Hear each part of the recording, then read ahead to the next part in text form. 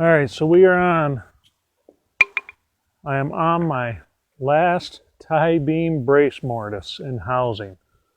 So, I've already mentioned a few times that the bottom of this beam is out of square. So I'm not going to set up the chain mortiser on this, because if I set the chain mortiser up, that chain mortiser has to be clamped square to this face here, and what that's going to do is it's going to make my mortise dive in.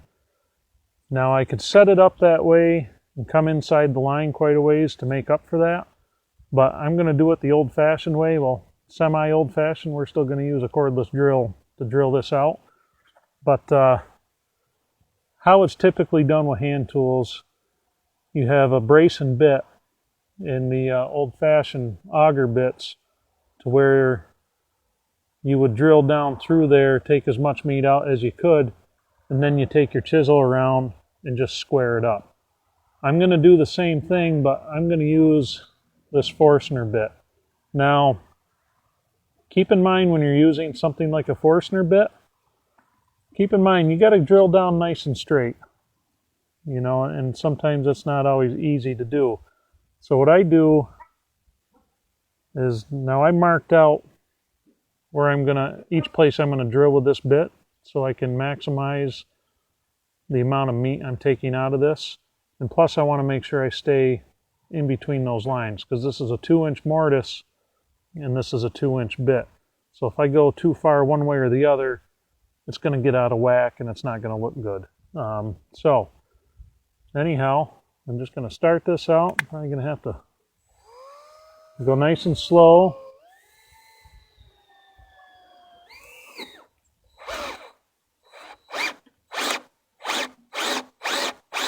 Now, as you're doing this, check your lines. Make sure you're in your lines, and we're perfect there.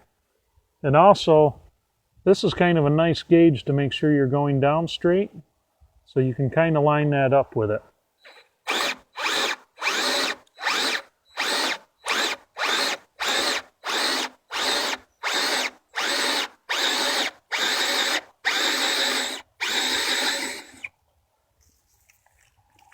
Makes some nice chips, doesn't it?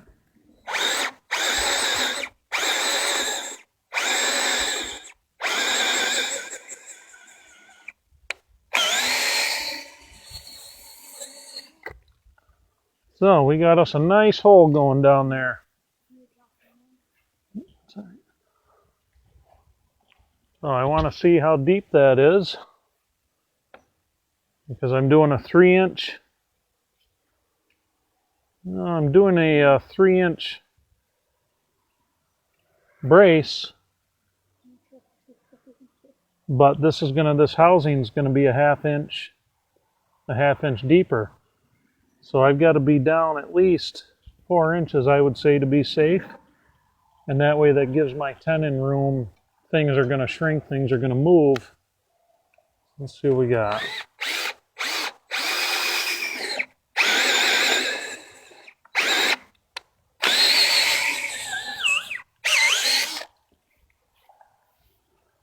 It is imperative, if you're using bits like this, that you want them good and sharp. So we're pretty close there. I can live with that. And we'll go just a little bit more.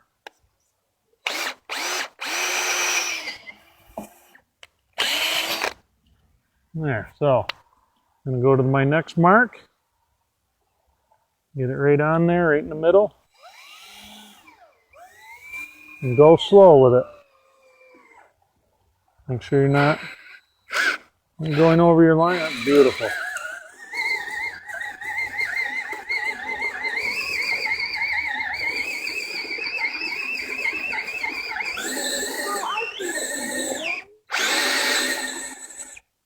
see exactly what you're doing.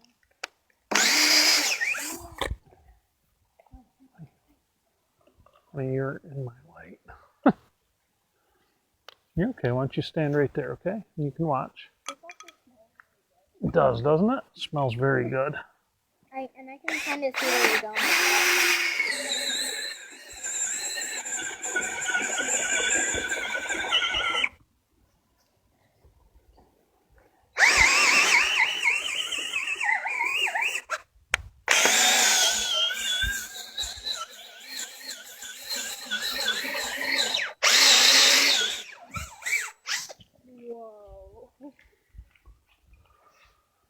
Excuse me, honey. Excuse me, Emma. Emma, you gotta keep your fingers out of there, okay?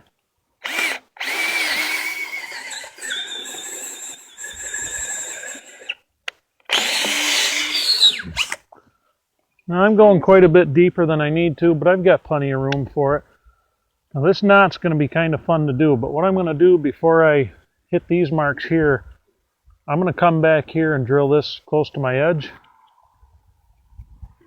Not while I'm running the drill. You're not sticking your fingers in there. Back your fingers off. Thank you.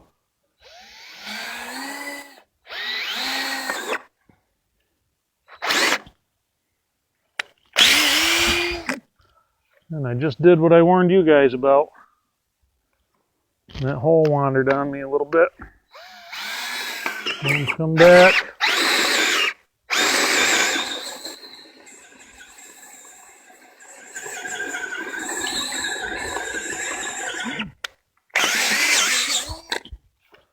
The thing I hate about knots, they tend to throw you off a little bit. Ugh.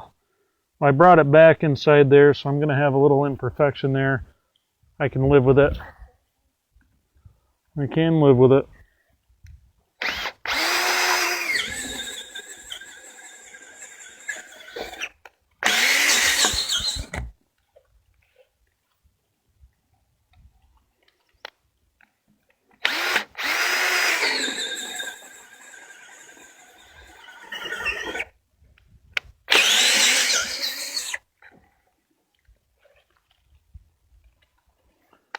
Say, I like a good sharp Forstner bit, especially a self-feeder.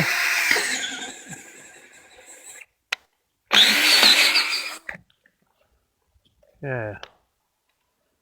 I'll hit this one, and this should take care of a lot of this knot right here.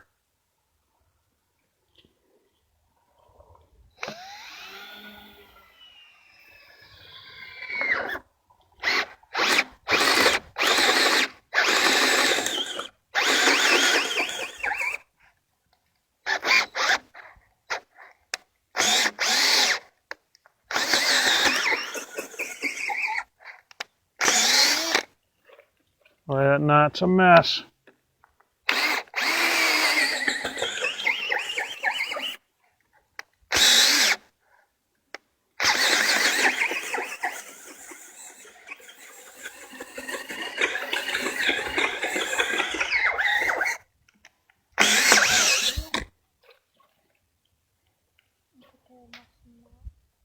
Get another battery here. Okay, you're going to clean it out for me? How you doing, buddy? Okay, Emma, you gotta watch your hands, honey. That's all right. They're going to be...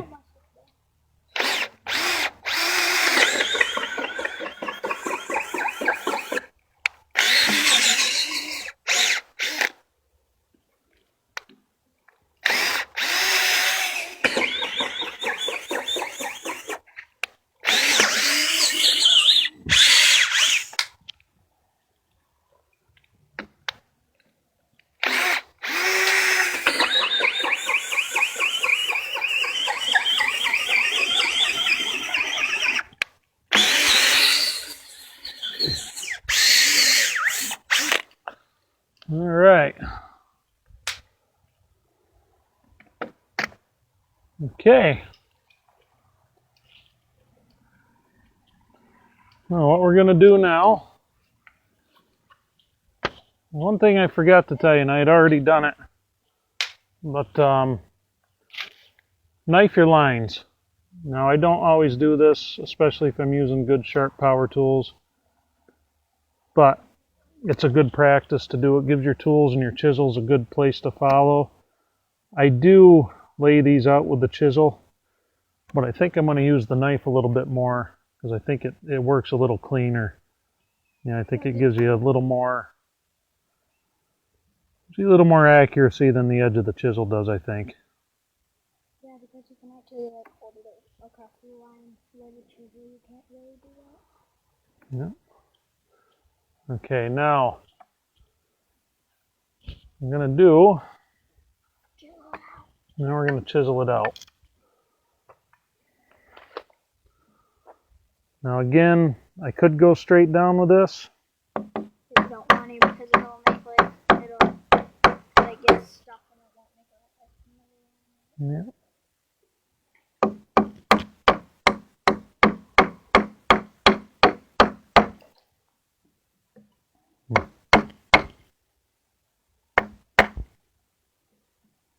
That knot there is going to be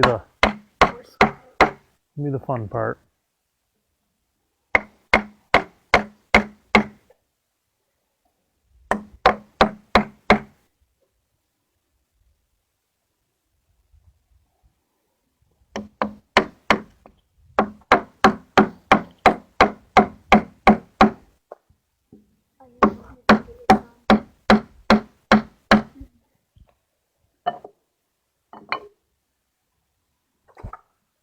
All right, so we're going to break out the corner chisel now. This is one that I don't use a lot.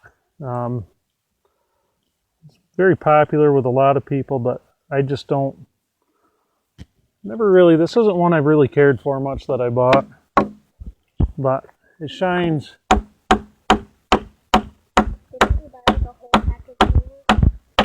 kind of shines when you're doing this type of work.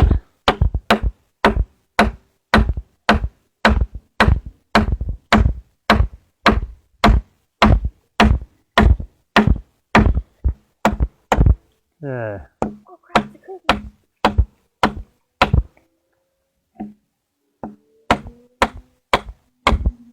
Notice this works a lot better when you're trying to take a bigger corner out of it.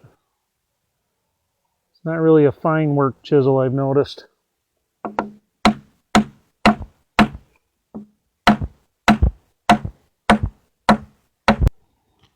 Now it's nice with a knife line.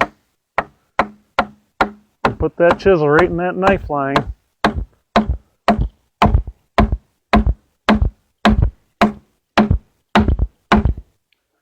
And run with it. And here's going to be the fun part. We got a big old knot right here. Not really that big, but it's strategically placed to be a pain in the ass.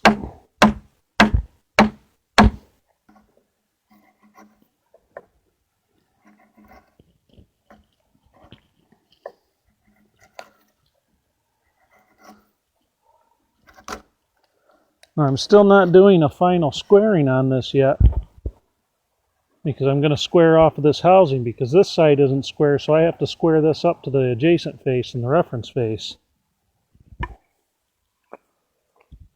Alright, now we can start cleaning this out right here for the housing. Running out of daylight, so I'm going to try to get this done relatively quickly. Okay, all I'm going to do with this, I'm just going to kerf this. I'm not...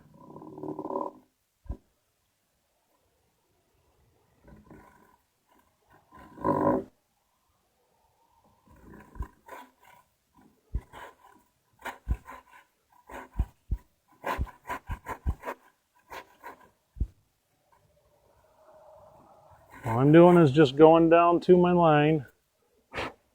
But I'm not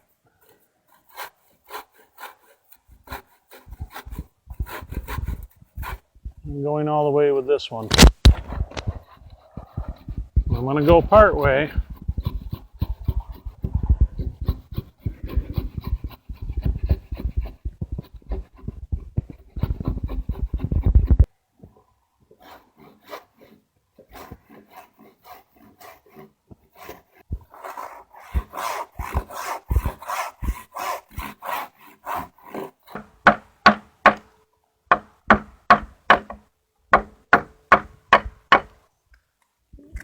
Oh, let's see if I can do it without the hammer.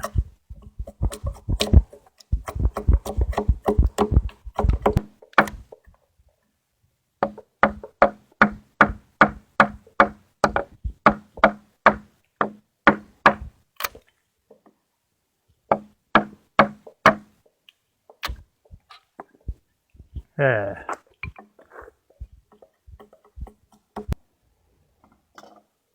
So now what we're going to do is we're going to do this all the way across.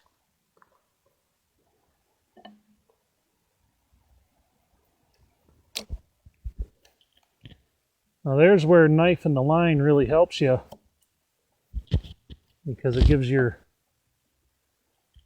a nice clean tear out point.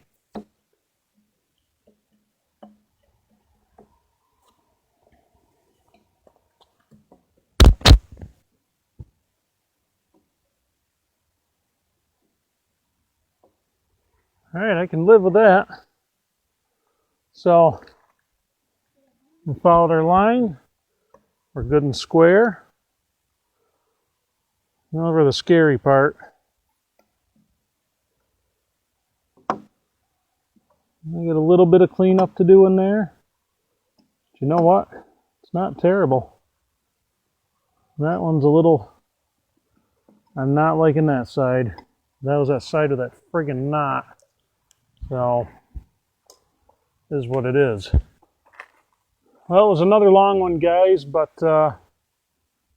figured you guys deserved to see the rest of the tie beam joinery. The last time I did a video on the tie beam, it wasn't all that organized, and I didn't explain much of what I was doing. When the last time I cut a tie beam tenon on there on the camera, it was a music video, and I was brand new at doing the videos, so I didn't know what the hell I was doing, but we're getting better at it, so I can explain more. We can deal with the wind, but so there you have it. This is my last tie beam on this friggin' thing, and I am very happy about it.